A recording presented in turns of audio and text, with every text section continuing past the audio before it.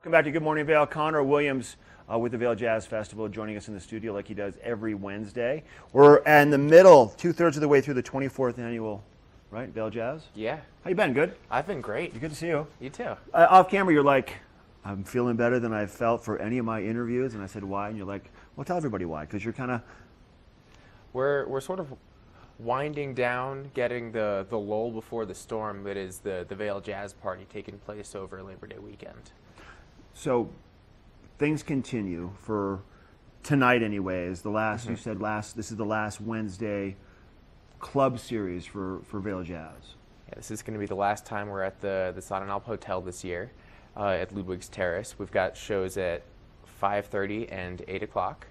And it's going to be Nikki Perrott doing a tribute to Peggy Lee, the amazing vocalist for such hits as Fever, Why Don't You Do Right, Black Coffee. Oh, we all know Fever. Yeah. That's the one I do know. Yeah. And you said, and then this isn't just a normal tribute, this is a mixed multimedia tribute.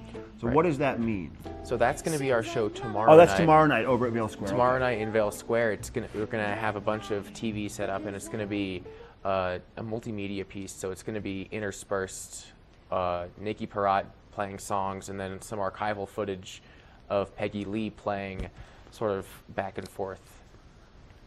That's neat that there's some archival footage of Peggy Lee. Is Peggy Lee still around or no? No, she's not. Okay. But she was quite the musician in her time, wasn't she? Yeah, she wasn't just a singer, she was also a writer. She did some writing for Broadway and shows. And Nikki Perrott's, her whole performance, that's what she does. She focuses on only Peggy Lee in general, or does she do a little bit of everything? No, Nikki Perrott is an amazing vocalist and bass player. She was the bassist for Les Paul's band towards the end of his life. So she was playing with him every Monday night at the Iridium in New York City for years. So she's tonight at Ludwig's, 2 performances. Correct.